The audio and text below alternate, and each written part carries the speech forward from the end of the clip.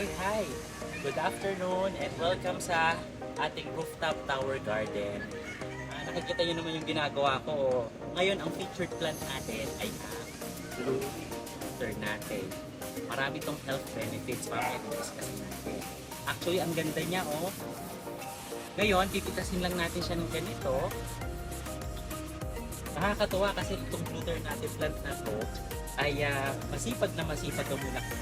At sa susunod, i-share ko sa inyo kung bakit masipag bumulaklak ang blue ternate. Wow! Halos everyday meron kaming bulaklak para sa aming tea.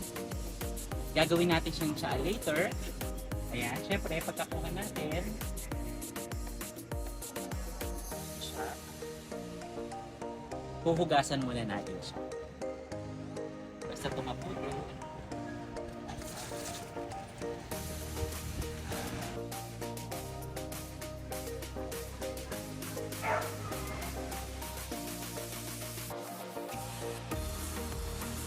Ayan, ako ang ginagamit ko, itong coffee press kasi very convenient, no? Nauso na ngayon to. So, ilalagay natin yung flour natin dito. Kung gusto nyo naman, pwede nyo ring pakuluan sa kettle. Pero ito kasi very convenient. So, ito yung ating coffee press, ang tawag dito. Meron dito sa mall. Iba-ibang sizes. So, ito, boiling water.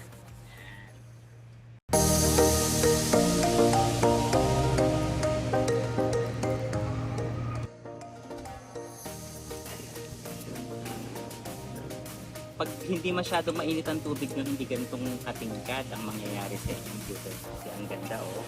Kaya dapat, it's either boiling water or talagang sobrang init na tubig. So yung iba, pwede nating lagyan siya ng honey kung gusto nyo medyo matamis. Just 1 tablespoon or 1 teaspoon lang ng honey.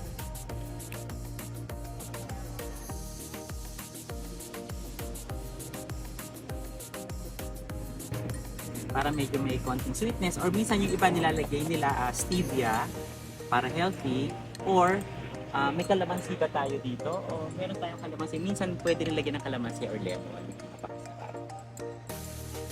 So ito na ang ating blue ternate, sabi nila blue ternate tea. So titikman natin.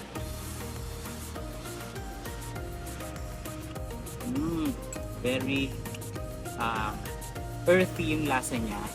Tapos alam nyo ba na itong blue ternate ay maraming health benefits, lalo-lalo na sa mga tulad ko ng diabetic. Nakakapagbababa siya ng blood sugar. Meron siyang anti-aging properties at meron din siyang pampababa ng timbang. At sabi dito sa mga na-research namin, pag may lagnat daw, para siyang paracetamol. Siyempre, no approved therapeutic claims, pero isa rin sa mga benefits ng blue ternate tea ay epektibo to sa panlaban sa stress at depression. So para siyang antidepressant. So mas maganda siya kung iinumin natin every morning or every afternoon. Yung iba naman ginagawa siyang parang iced tea. So gagawa ng tea and then lalagyan ng ice, lalagyan ng lemon and konting sugar or sweetener. So ang dating niya para siyang iced tea, parang blue iced tea. So ayan, salamat at sinamahan niyo ako dito sa ating rooftop tower garden, Bambang Pasig, at na-share ko yung ating pag-harvest at pagtitimpla ng blue ternate tea. Ayan, so by the way, sa vlog natin, first vlog natin, vlog number 1, remember meron tayong pinakita sa inyong flower. Eto na siya ngayon, it's just for 1 night, nalanta na siya. Kaya we're very lucky na nakita natin siya na in its full view.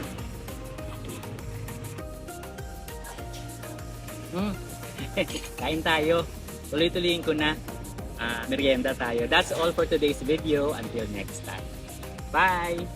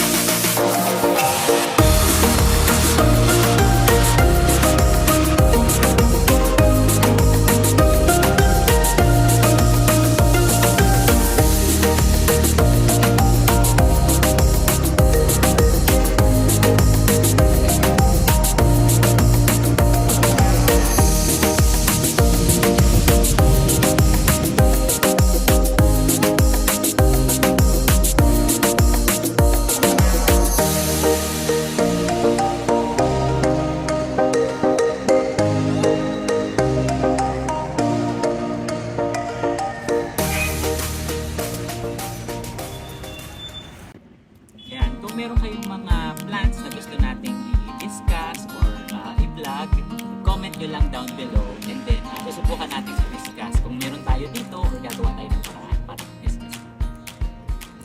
Thank you! Rooftop Tower Garden is located at 18G Valderrama Street, Bambang, Pasig City.